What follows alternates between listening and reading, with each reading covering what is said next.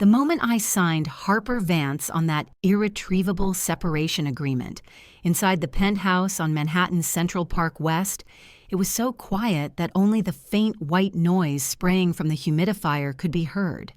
This apartment is worth $45 million, boasting floor-to-ceiling windows that overlook the entire park and floors of imported Italian marble, as cold and hard as a morgue slab. Lying beside it was another document, a surgical bill from Mount Sinai Hospital, a D&C procedure for a miscarriage, dated yesterday. My abdomen was still throbbing faintly, physiological pain caused by uterine contractions, but compared to that hollow void in my heart, this counted for nothing.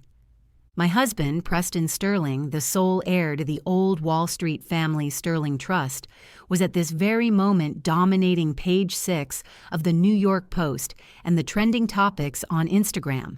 The headline was as blinding as the midday sun. Sterling Group heir and returning socialite, Chole Kensington spotted at JFK Airport, old flame rekindled. In the photo, Preston was wearing that Loro Piana Vicuña coat I just ordered for him from Milan last week, carefully shielding Chloe as she got into the car. Chloe was wearing the latest season's Chanel haute couture, as delicate as a white rose needing a greenhouse, looking nothing like the prodigal daughter who just caused her family trust fund to lose tens of millions of dollars in Europe and was now urgently looking for a sucker to bail her out. This is the endgame of my 7-year marriage. I graduated from Yale Law School, gave up the golden resume of a Supreme Court clerkship, and used scalpel-like precision to help Preston clean up the messy accounts in his massive business empire, forcefully turning him from a third-generation rich kid who only knew how to spend money and couldn't even read financial statements into the so-called business wizard on the cover of Forbes. What I got in return was me lying on a cold operating table, tears streaming as I stared at the surgical light, while he was rushing out of the house because of a call from Chloe saying, "I'm scared of the dark, I can't get a cab here. Harper, don't be unreasonable." That was the last thing he said to me before leaving. "Chloe just got back to the country. She has anxiety. You're a lawyer, you're strong, take a cab to the hospital yourself." Strong. Those 2 words were nailed onto me like spikes. Just because I'm strong, I deserve to bear the pain of a miscarriage alone. Just because she's fragile, she deserved to get my husband's care. Suddenly, a loud bang. The fingerprint lock let out a wail, and the heavy bulletproof entrance door was violently pushed open. It wasn't Preston.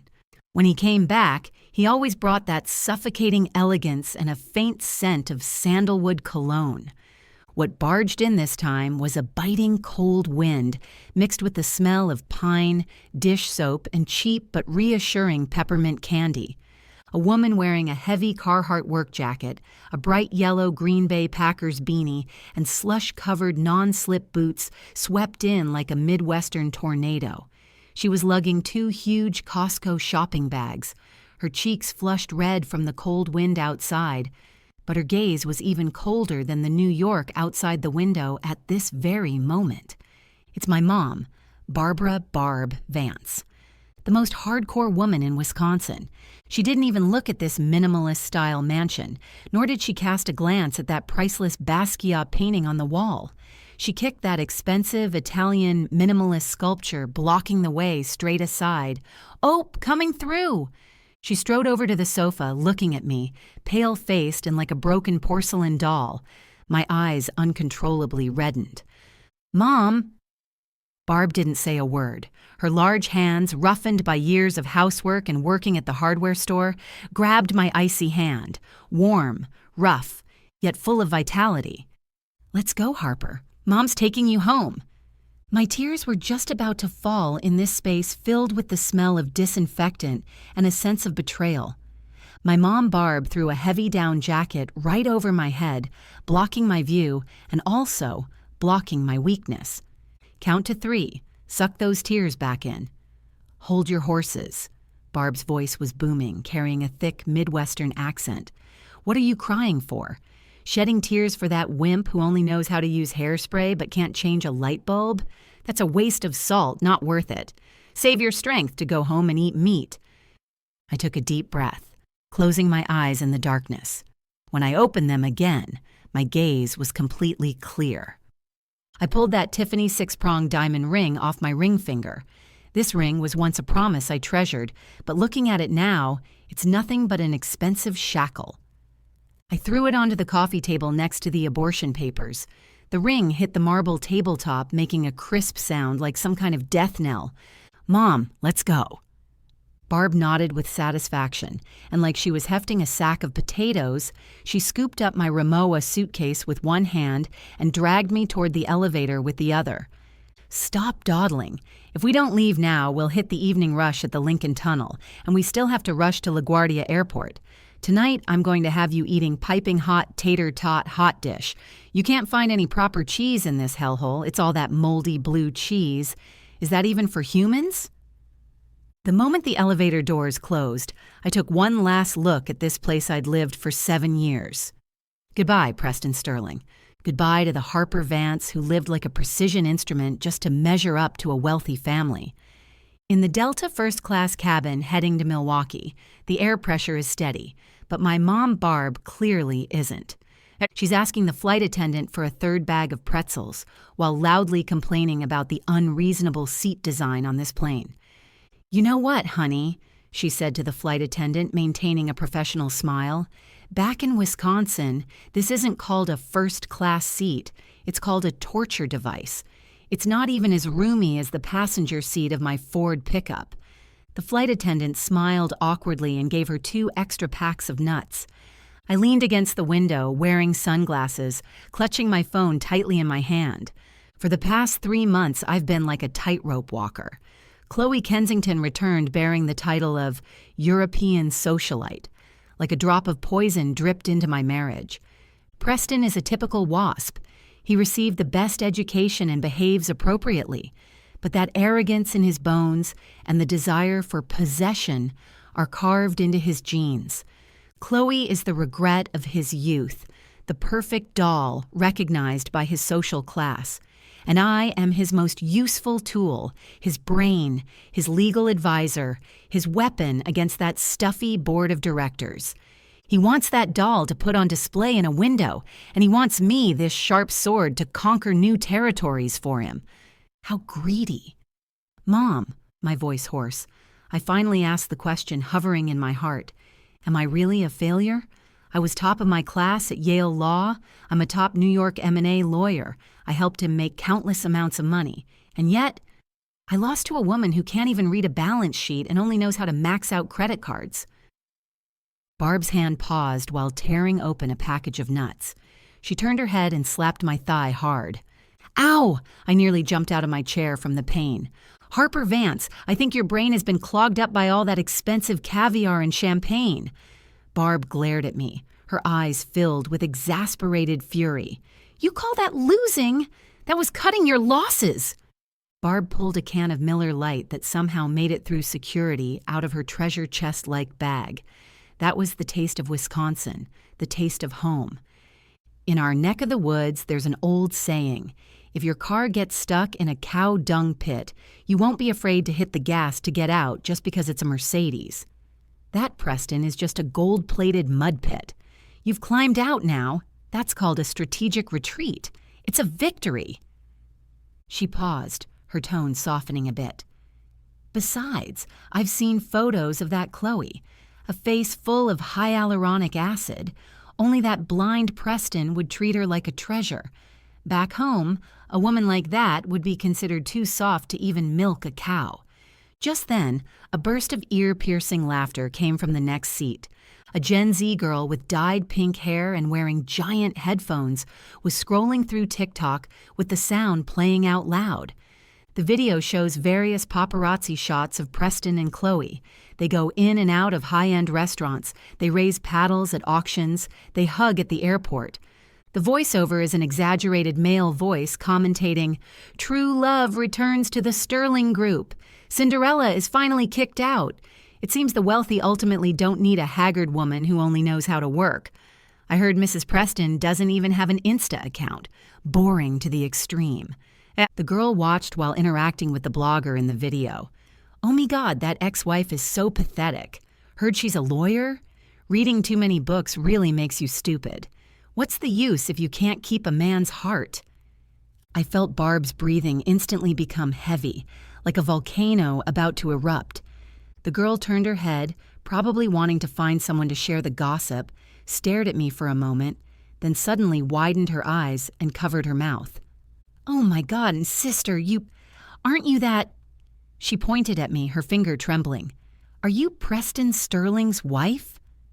Apparently, as the woman behind Preston, although I keep a low profile, I do occasionally leave a few blurry photos at certain occasions I'm forced to attend. In the photos, I'm always wearing black or gray business attire, my hair meticulously pinned in a bun at the back of my head, documents in hand, following half a step behind Preston, like a competent secretary. I was just about to speak. Barb slammed that can of beer heavily onto the tray table. The aluminum can made a loud bang, shaking the girl's headphones crooked. "Mrs. Who? That's Harper Vance." Barb's voice echoed through the entire first-class cabin. "She's the most powerful lawyer in all of Wisconsin. She's a top Yale graduate. She's my daughter. She's returning home in glory, and she doesn't give a rat's ass about that man who's good for nothing but money." The girl was startled and hurriedly shrank back into her seat, apologizing repeatedly. Sorry, I just saw what the video said." I took off my sunglasses, revealing a pair of eyes that were red and swollen but still sharp. I looked at that girl and smiled calmly. "It's okay. You're right. Mrs. Preston is a pitiful character. She's probably still in that cold apartment right now, keeping watch over an empty room, waiting for him to come home." I paused, straightened my back, and that aura of dominating the negotiation table instantly returned. "But I am Harper. I'm going home to eat cheese." The girl stared at me blankly, as if she was intimidated by my aura. I took out my phone and opened Instagram. I have a burner account specifically for monitoring public opinion. It's a lawyer habit. Chloe just posted a new story. The background was the master bathroom of Preston's apartment. That huge floor-to-ceiling window reflected her curvaceous figure, wrapped in nothing but a bath towel, and the bathtub was filled with water and rose petals. In the blurry distance, Preston's back was visible. He seemed to be sitting on the edge of the bed, loosening his tie. The caption was, "Some things, after all the twists and turns, finally belong to the right person. True love, unto Sterling." This was a naked provocation. She was staking her claim to me, telling me, "The home you spent 7 years building, your bed, your man, they're all mine now." I felt a wave of physical nausea, acid churning in my stomach. But I wasn't angry or sad like before. Sorrow is for those who still have expectations, whereas right now, I only had the professional instinct of a lawyer. Screenshot, save, back up to the cloud. Then I opened my contacts and found the name saved as Preston. Sent the picture, followed by a message that was terrifyingly calm. "Preston, although we signed a no-fault divorce agreement, this photo will be extremely helpful in the subsequent asset division negotiations to let that group of stuffy board members of yours who care so much about family reputation see just how lousy your risk management skills are. By the way, your bath towel is Italian-Egyptian cotton, $800 a piece. Remember to tell your guest not to get it dirty. I bought that. Finally, good luck in the days without me helping you review contracts." Sent successfully, blocked, all done in one smooth motion. After doing all this, I let out a long sigh of relief, as if a 1,000-pound burden had been lifted. Beautifully done. Barb had sidled up at some point and stuffed a handful of salty-as-hell beef jerky into my hand. "Eat up. You look skinny as a raccoon fresh out of winter. If we go back and that bunch of aunts and cousins sees you, they'll think I've been mistreating you." I chewed on the beef jerky. The saltiness spread through my mouth, but I could taste a hint of long-lost freedom. When the plane landed at Milwaukee Mitchell International Airport, it was already late at night. As soon as I stepped out of the cabin, that dry, cold air typical of the Midwest rushed over me, instantly freezing through my cashmere sweater. Yet it also sobered up my groggy brain quite a bit. Barb's Ford F-150 pickup, which she'd driven for 15 years, was parked in the lot, with a thick layer of snow still piled in the bed. "Get in! The heater's already warmed up." Barb tossed the luggage into the car, slammed on the gas, and the pickup let out a beast-like roar on the snow. It was a 2-hour drive, with pitch-black cornfields and snow-covered forests outside the window. Occasionally, we passed small towns lit with warm yellow lights, a tranquility you'd never see in Manhattan. By the time we got home, it was already 2 in the morning. It was a typical old Wisconsin house, wooden structure with a huge porch and snow piled up on the roof as thick as cream. As soon as we walked in, the heat hit us in the face. The fire in the fireplace was burning hot, wood crackling. There was no expensive minimalist furniture here, just floral sofas that were even a bit worn out, walls covered with photos of me and my brother growing up, and the mounted deer head Barb was so proud of. The air was filled with a scent that made you salivate like crazy, a mix of baked potatoes, melted cheese, onions, and cream of mushroom soup. Barb walked straight into the kitchen and brought out that huge baking dish that had been keeping warm in the oven for hours. "Here, eat while it's hot." She plopped a big spoonful of the golden, crispy food, pulling long strings of cheese, onto my plate. "This is Wisconsin's god-tier food, tater tot hot dish. High calorie, high carb, completely going against all the healthy eating principles Preston advocated. Have some more." I glanced at the mountain of food on the plate, feeling a bit hesitant. Barb glared at me. "What? Turning your nose up at my cooking? Look at those wrists of yours, so thin I wouldn't dare squeeze them hard. Were you starving in New York? Does that Preston not feed you?" "He just eats too healthy." I picked up the spoon and stuffed a mouthful in. In that instant, the rich, milky aroma, the beef gravy and the crispiness of the tater tots exploded in my mouth. Tears suddenly started falling. To stay with him, I ate grass for 7 years. I ate while crying. Gluten-free, sugar-free, organic, low-cal, grass-fed. He said that's the only way to look like high society. What a sin. Barb rolled her eyes, pouring me a large glass of whole milk. If a living person doesn't eat meat or sugar, what's the difference between them and the dead? Here, don't just eat that. There are also freshly fried cheese curds, the kind that squeak when you bite them. I sat there on the old sofa wearing the flannel pajamas 2 sizes too big that Barb found for me, crying while stuffing my cheeks like a hamster. That night, I slept in my old room. The quilt smelled of sunshine, and outside the window was the sound of howling wind and snow. This was the first time in 3 months I'd fallen asleep without relying on sleeping pills. The next day, a once-in-a-decade blizzard locked down the entire town. I slept until the sun was high, woken by the roar of snow clearing. I wrapped myself in a thick blanket and walked to the window with my hot coffee. In the yard, the snow was already past my knees. A man in a work vest, revealing solid arms, was pushing a snowblower on the driveway. His back was broad as a wall, short blonde hair shining in the sunlight.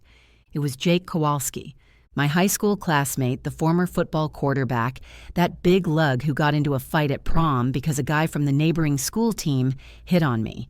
He turned off the machine, took off his earmuffs, wiped the sweat from his forehead, turned around and saw me behind the window. In that moment, he froze. A flash of surprise passed through eyes as blue as Lake Michigan, followed by a flustered panic. "Hey, Harper!" he shouted through the window, his white breath fading in the cold air. "Barb said you were back. Thought I'd get your driveway cleared." I opened the door, the cold wind pouring in, but I didn't feel cold. "Morning, Jake. Thank you." Jake put down the shovel, standing somewhat awkwardly in the snow. He was even bulkier now than in high school, running the biggest construction company in town. Although he was blue-collar, he was still a big shot locally. "Are you okay?" he asked carefully, his eyes lingering on my face with inquiry and concern, but without any of that scrutinizing, goods-like pickiness of Preston's. "Barb said that New York guy bullied you." "I'm good." I smiled, and this time it was genuine. "I'm single now." Jake's face instantly turned red, even redder than the frostbite outside. He scratched the back of his head, revealing a mouthful of white teeth. That's perfect. If you want to build a house or tear down a house, or if you want to bury someone in the foundation, no, I mean anything that requires heavy lifting, just ask me for free." Just then, Barb rushed out carrying a plate of fresh-baked cinnamon rolls. "Jake, I knew it was you. Come in, fresh out of the oven. Come in and warm up. This girl just got back from fleeing New York. You can keep her company and chat with her. Don't mention that bastard ex-husband, it'll make her sick." And just like that, I was forced to sit on the rug with Jake, a plate of steaming hot cinnamon rolls between us. Jake wasn't as rough as I had imagined. He attentively grabbed a napkin for me, his gaze remaining warm and restrained the whole time. "Heard you're a big lawyer now." Jake took a sip of coffee. "Really amazing. I knew back then, this small town couldn't hold you." "Nothing amazing about it." I smiled self-mockingly. "Just someone helping people clean up their messes." "No." Jake looked at me seriously. "Harper, you've always been amazing.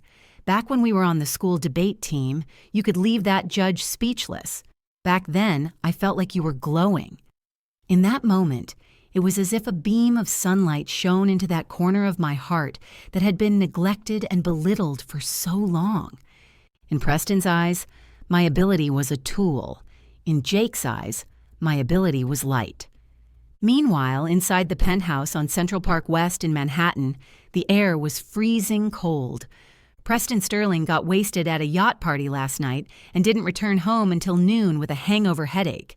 He shouted out of habit, "Harper, get me a glass of honey water, add 2 slices of lemon. Water temperature needs to be 45 degrees. The only response was dead silence. He frowned as he walked into the living room, only to find it wasn't as tidy as he expected. On the coffee table sat the glass of whiskey he hadn't finished last night, the coaster lying askew. Harper would absolutely never allow this to happen. Then he saw that piece of paper. Separation agreement. And that abortion report. Preston froze. He picked up that report, his hand starting to tremble uncontrollably. Abortion. Yesterday. Flashback. Yesterday afternoon, Harper had called him. "Preston, my stomach hurts really bad. Can you come back and go to the hospital with me?" What was he doing at the time? He was with Chole, helping her pick out jewelry to wear to the dinner party. Chole said she saw a necklace that looked just like the one her late grandmother wore, and she was crying her eyes out. He told the person on the other end of the line, "I'm busy. Go by yourself." Damn it!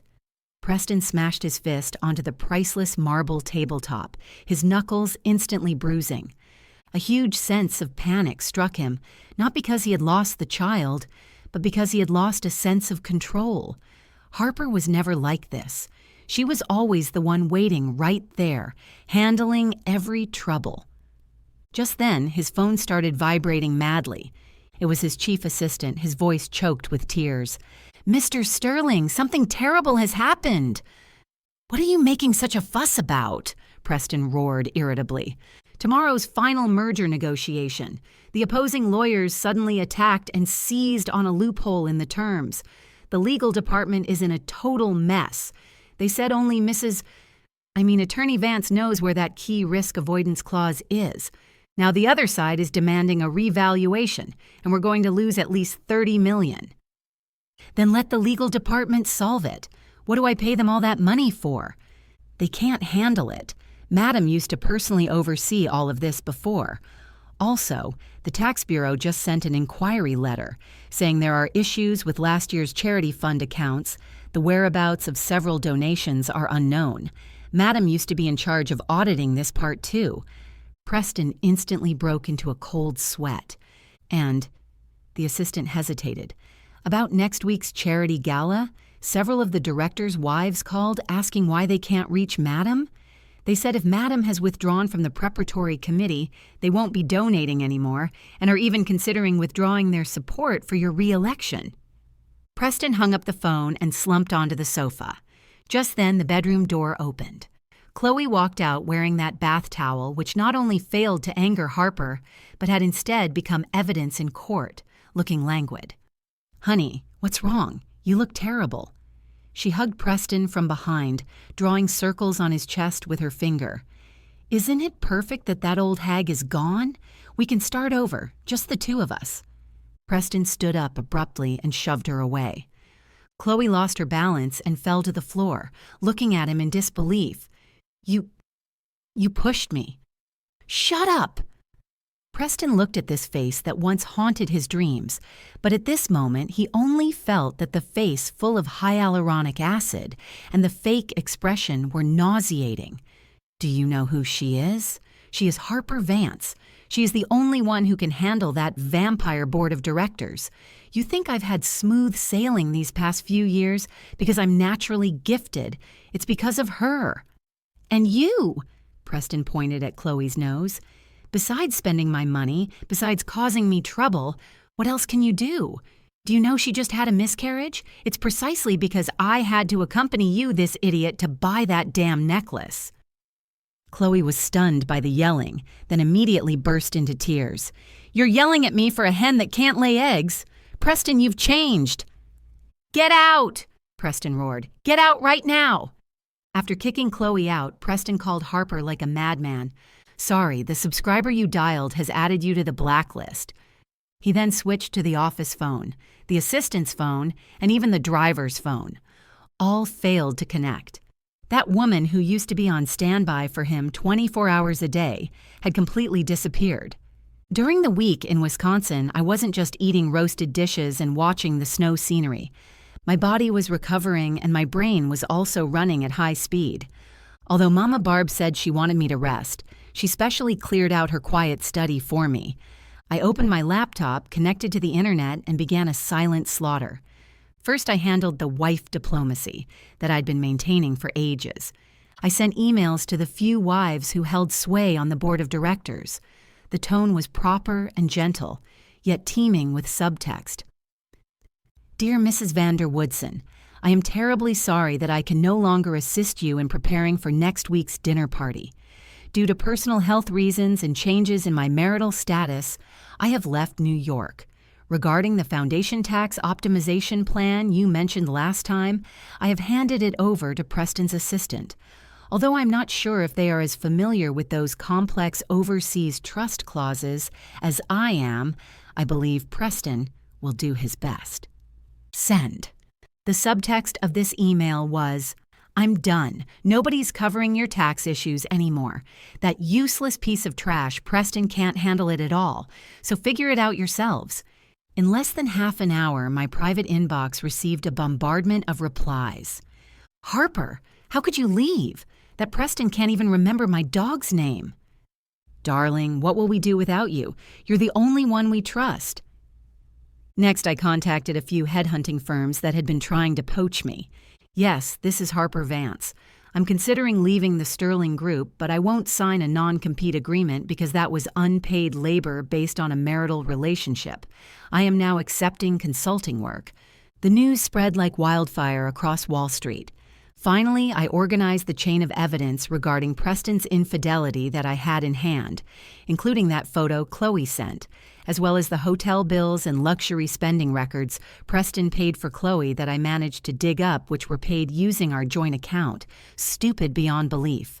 I bundled these up and sent them to my divorce lawyer, the most vicious shark in all of New York, Jessica Pearson.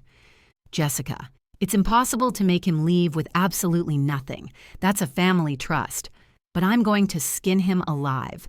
I want back every cent of capital appreciation that belongs to me, plus damages for emotional distress." Jessica replied with a smiley face emoji. "Leave it to me.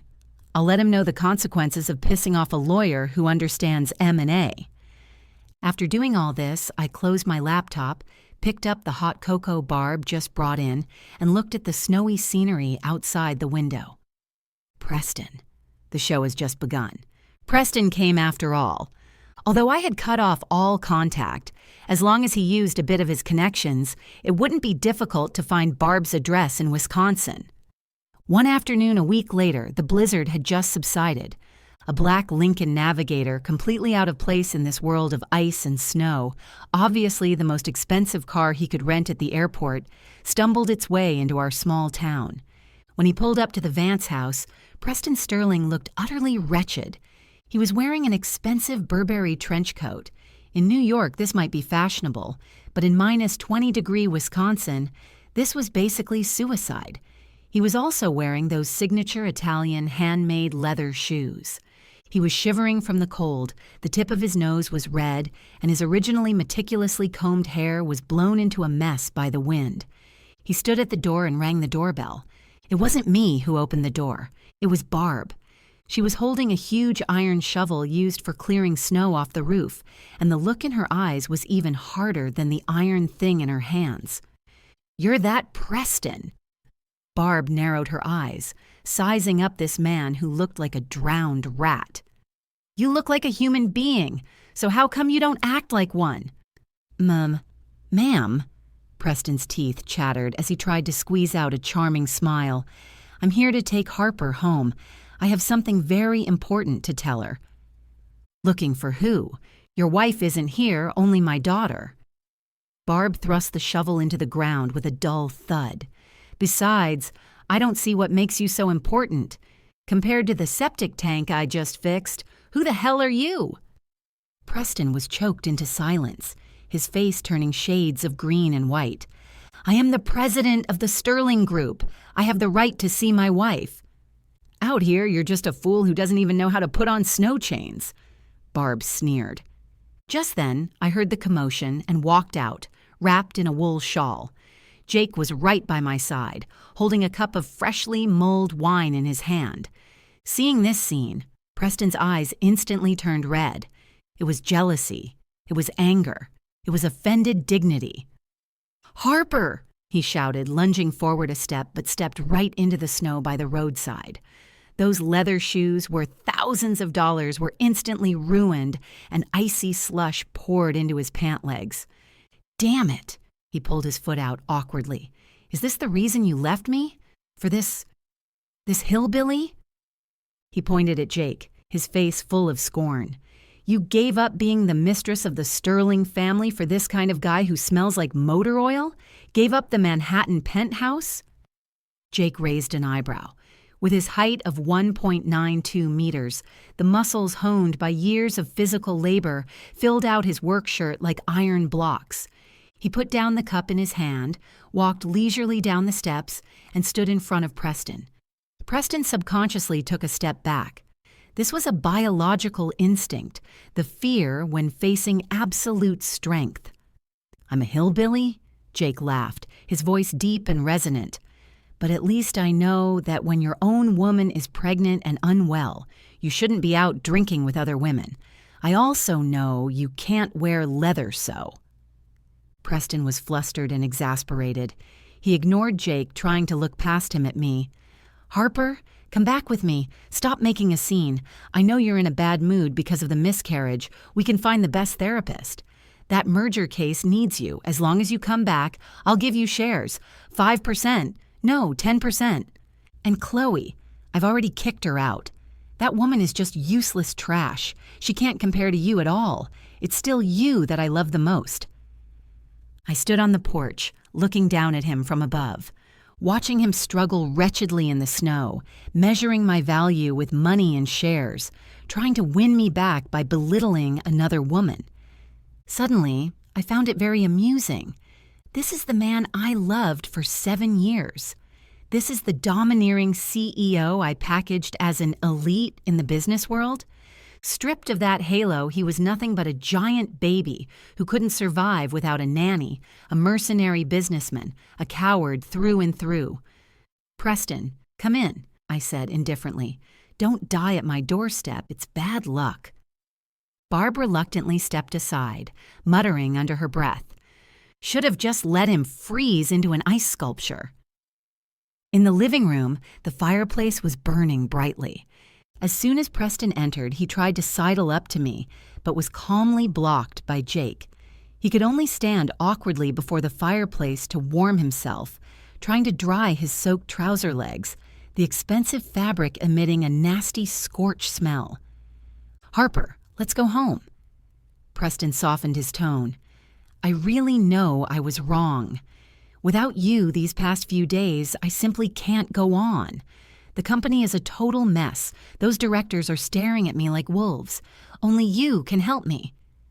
I sat on the sofa holding the mulled wine Jake handed me, looking calm. "Preston, you still don't understand. First, I'm not making a scene. I'm notifying you. The separation agreement has already taken effect, and the divorce lawsuit will be formally submitted next week. Second, your merger deal getting messed up is your incompetence. It has nothing to do with me. I wrote down all the risk points clearly in the resignation handover documents. It was you who never looked at them, only caring about flirting with Chole." Preston got anxious. "But we are husband and wife. What's mine is yours." "Used to be," I interrupted him, "until you chose another woman when I needed you the most. That was an accident. Chole, she—" "Enough!" I slammed the cup onto the table. "Preston, do you know what it feels like to lie on the operating table? That coldness, that despair. In that moment, I swore, if I could survive, I would never shed another tear for you." I stood up and walked in front of him. "I don't love you anymore. Preston, in my eyes right now, you aren't even as valuable as that pile of snow Jake just helped me shovel away." Preston froze. He had never seen me so resolute. In his mind, Harper was always that gentle, rational woman who would always forgive him. "No, impossible," he muttered, suddenly looking ferocious. "Is it because of money? How much do you want? Or is it because of this man? Have you two been hooking up all along?" He pointed at Jake, blurting out, "I knew it! You've been hiding here these past few days just to be with this—" Smack! The crisp sound of a slap echoed through the living room. I wasn't the one who slapped. It was Barb. She had walked over at some point, still holding that iron snow shovel in her hand, though of course she used her hand to hit. "Watch your mouth!" Barb glared, eyes wide with rage. "This is my house. If you dare slander my daughter one more time, I'll let you taste a Wisconsin shovel." Preston clutched his face, looking at this tough old woman in disbelief. "Ope, I can't listen to this anymore." Barb slammed the shovel onto the ground. "Kid, I'll give you 3 seconds to get out of my house. Otherwise, I'm going to dump this shovel full of snow inside that crappy rental car of yours. 1, 2... Preston glanced at the glaring Jake, then at Barb holding the shovel, and finally at me, looking cold. He finally realized, this isn't Manhattan. No one here buys his act. He gritted his teeth, turned around, and charged into the wind and snow. Watching that Lincoln skid in the snow and finally flee in a pathetic state, the 3 of us stood before the window. Barb snorted coldly. "What a piece of trash." Jake gently placed his hand on my shoulder. "If you want to cry, you can borrow my shoulder." I shook my head, turned around, and looked at this room full of warmth. "No, I want some cinnamon rolls." After that snow, my divorce proceedings with Preston went very quickly. His ordeal in Wisconsin completely shattered his arrogance.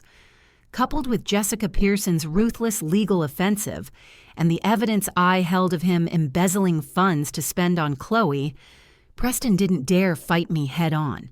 To save his precarious position on the board, he agreed to all my terms. I received an 8-figure settlement, as well as options in 2 of the Sterling Group's most promising subsidiaries. This was what I deserved. The moment Preston finished signing, he looked as if he had aged 10 years.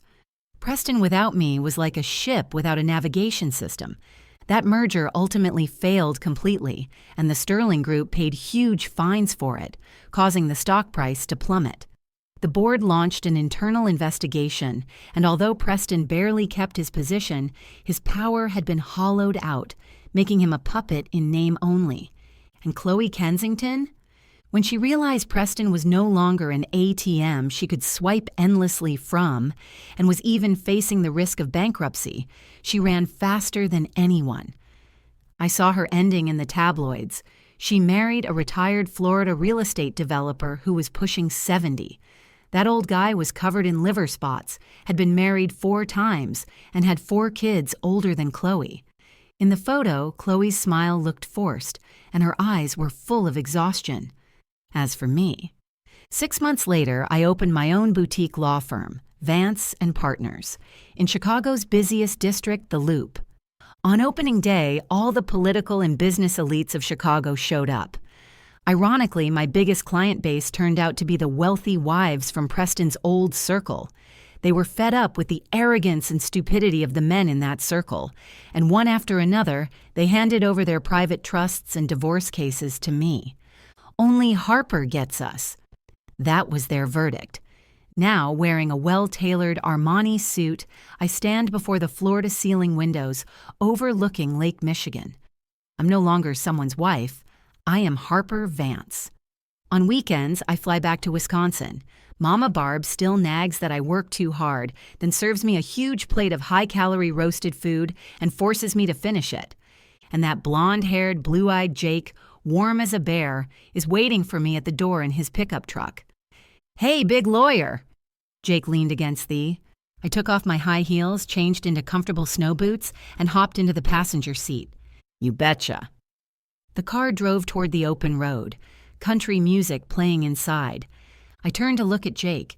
He was humming along with the music. Sensing my gaze, he turned his head and gave me a beaming smile. This is the life. This is the life Harper Vance was meant to have.